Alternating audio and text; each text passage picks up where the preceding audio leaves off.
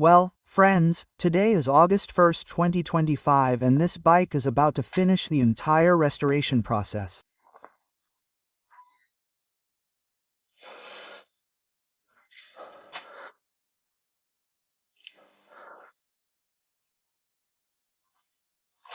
Theoretically, it was already finished.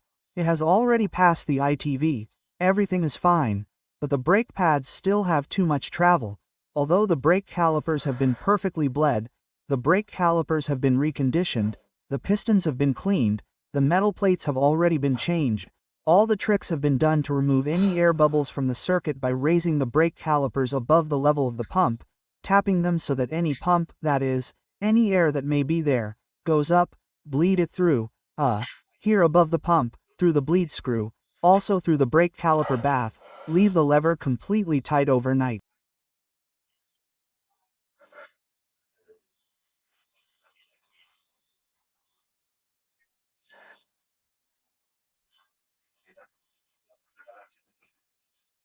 All available resources have been used to remove any air that may be in the circuit after completely changing the brake fluid and especially after reconditioning the calipers. When reconditioning the calipers, of course, the calipers are dismantled, the pistons are removed, everything is removed and then all the air is removed from the circuit again. It is not an easy process and it takes quite a long time. I have already used all the resources and despite that the bike brakes very well, it brakes perfectly, but the lever travel is too long. You see, this is where it brakes perfectly. It does not have a spongy feel and when you brake there you have a spongy feel and it does not stop you completely, but it does brake, but the travel is very long.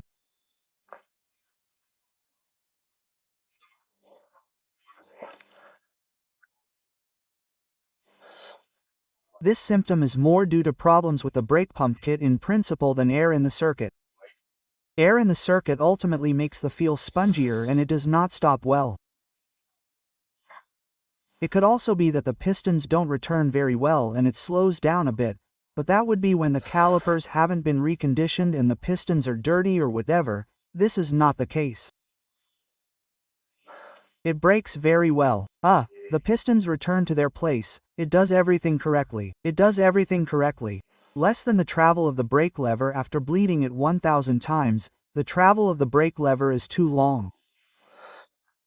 So, this is basically an indicative symptom that the pump is failing.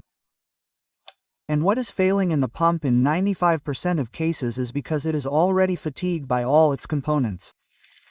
The solution is to do a complete reconditioning of the pump, not just clean it like I did. I never change the kit if it is not necessary because I prefer not to change the kit if it is not necessary. Done, yes, it is cleaned with ultrasound. Everything is done properly and once everything is clean it is tested, which is what we have done with this pump. And after doing all this, I'm still not convinced by how fine the front brake is. So, the solution is to change the brake pump kit. This is for the ZZR1100, both C and other Kawasaki's. The brake pump kit is from this very good Japanese brand, Toba's, and this is the reference MSB 401. In fact, I have it written down here so you can see. It is compatible with the brake pumps of the GPZ1100, the ZZR1100 CD, the ZX10 Tomcat and the GPZ900. It is compatible with all of them, some more, but since I have included the ones that are in my collection, okay? And as you can see, it has the spring, the installation grease, the piston, everything. Okay. Just like we did with the video to change the clutch pump kit, which we've already seen and how it works, well this is exactly the same, but for the brake pump. The kit is not the same, okay? I mean, don't think that the kit with this reference, even though it looks the same, is interchangeable for the clutch pump and the brake pump. There is a kit, as we've seen, and it's in the description of the video corresponding to changing the clutch pump kit. And now we're going to do the same with the brake pump. Okay, we've already seen the reference and that's it. We simply open these two, loosen these two screws, extract all the .4 brake fluid that we have in the pump itself. We release the bath with its two washers. We put a lot of paper here so as not to stain anything. As you know, brake fluid is quite toxic and if it gets on the paint, it will degrade the paint in a short time, okay? That's why you have to protect everything very well. We remove the brake pump and change the kit, and we'll see how to change it, although the procedure is exactly the same as the clutch pump, which I'll leave the link to here in case you want to watch it, or in case I end up making this video too fast, and we're going to see how to change all the elements of the brake pump kit. Then we'll bleed it with the device I have that uses pressure and vacuum to bleed the brakes properly, which helps a lot. And we'll see if in the end, instead of going all the way until it stops, the travel stops more or less at this height. Okay, here it's already braking, but it still has travel, okay? It doesn't reach, it's like a finger and a half away from reaching the lever, and that's too much. Okay, I have it set to 1, and even if I put it to 2 it's even closer. If I put it to 3 it's even closer, and if I put it to 4, you see, in position 4 I think it would even crash. Indeed, it would crash, okay? I mean, the best case scenario is number 1, so that's where it stays. So let's see how to solve it. Okay. Well, we've removed the 2 little screws here, and we have this here that we removed, the little cap. The little cap and this here. Okay, now I've extracted all the brake fluid from the pump with a syringe. I've deposited it there in the container. Then I've removed the brake pump's locking screw. There we have it with the 2 washers. Okay? And now I have to remove these 2 little screws here and disconnect the 2 brake light cables. And with this we can now perfectly remove the brake pump to change the kit. Okay, well, we've already removed the 2 little screws, and we've removed the 2 connections that go here from the front brake light, okay?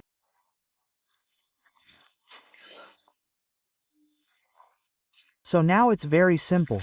We have to remove this little screw here with the nut here to remove the lever and be able to access the entire brake pump kit to replace it.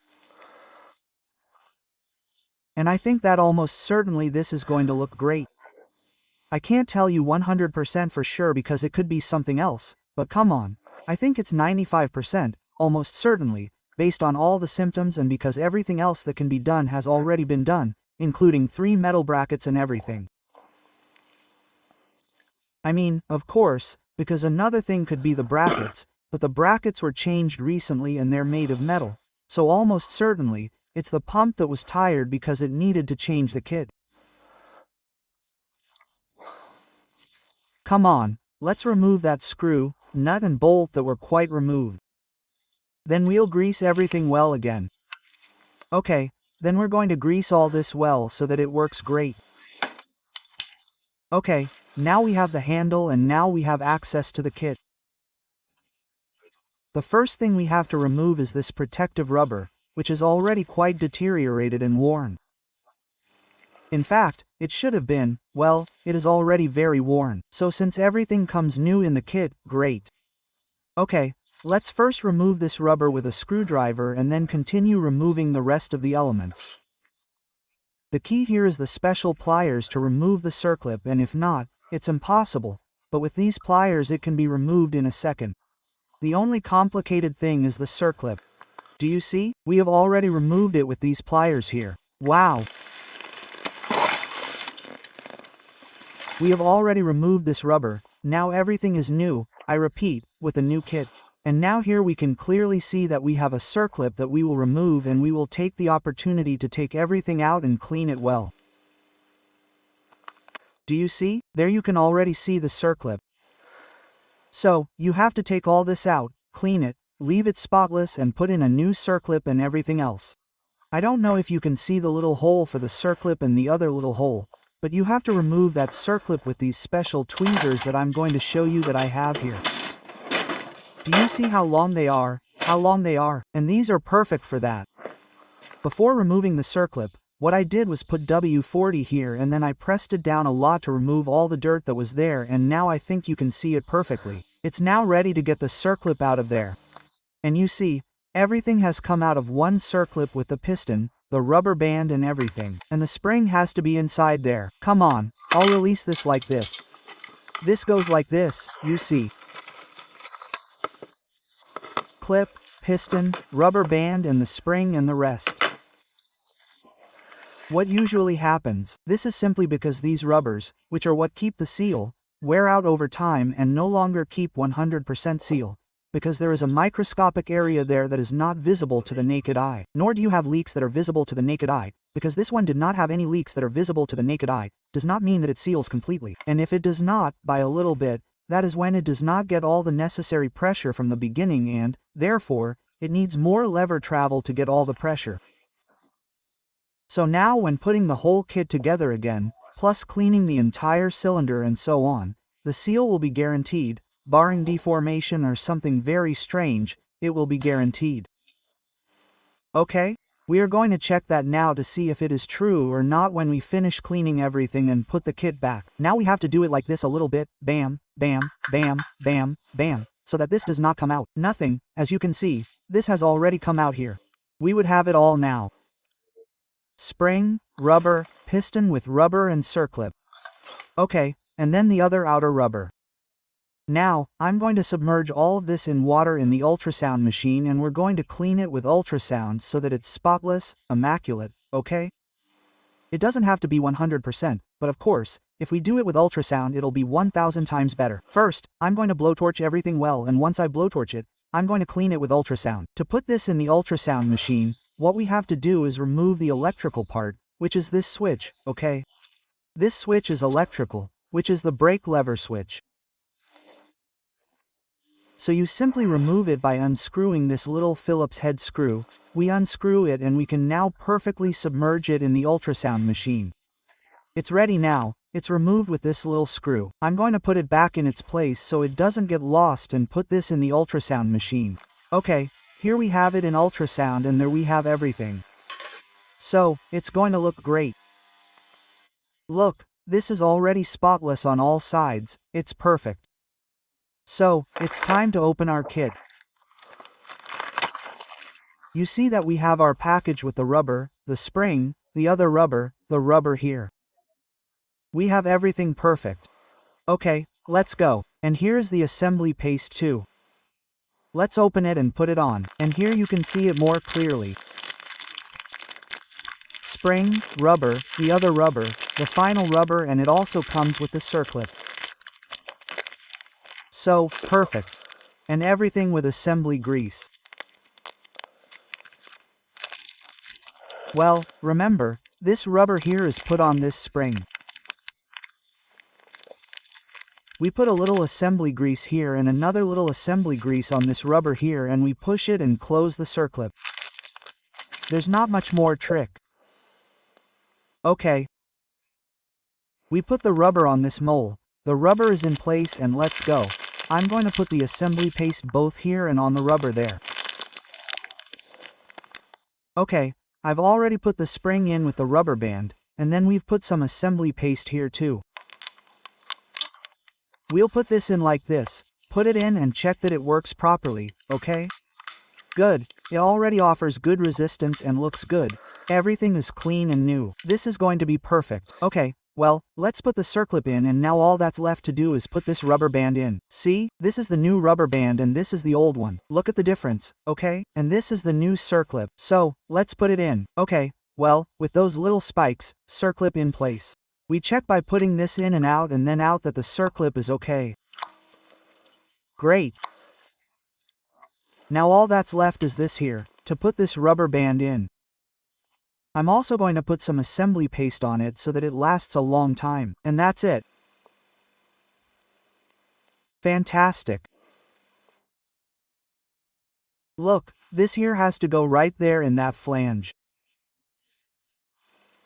Okay, let's do it. Okay, that's it. This one is not difficult at all, super easy.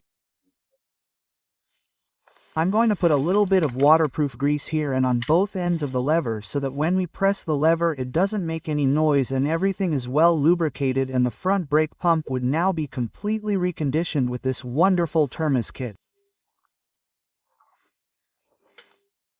Okay, now we put the brake switch, tighten this little screw, and now we put the lever and it would be all finished. Okay, well, everything is nice and well placed. Now finish putting the screw on the lever and now assemble the bike. Okay, now to install it we put the two terminals, these screws here, and now we connect it here with the side. Okay, well, the two screws in place, the bath in place with its two washers, and now I'm going to use this vacuum pump so that everything is properly purged, okay? Okay. Well, I already have the tool here for this specific Kawasaki pump that I made myself for both the clutch and brake pumps on Kawasaki. We already have it there at almost 2 bars of pressure, okay? 25 pi. And now, first in the caliper that is furthest away, we let a lot of brake fluid flow, and then in the closest caliper, okay? With this little gadget here, like this until the air stops coming out and the pump gains power. Let's do it. Brake fluid is already coming out there and the bubbles have stopped coming out.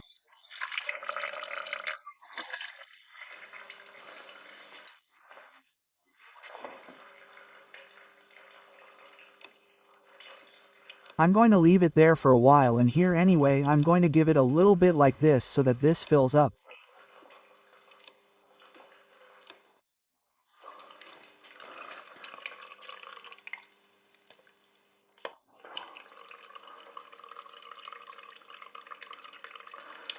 Okay, I think this is over here. Okay, we've already done it for the caliper here. Look, I've already taken out more than enough, but this way we make sure that there is nothing, no bubbles. I press this button to release, okay? So that there is no more pressure. I'm going to remove this from here. And now I'm going to carefully remove the cap and use the syringe to extract all the excess brake fluid from the pump reservoir. Let's go.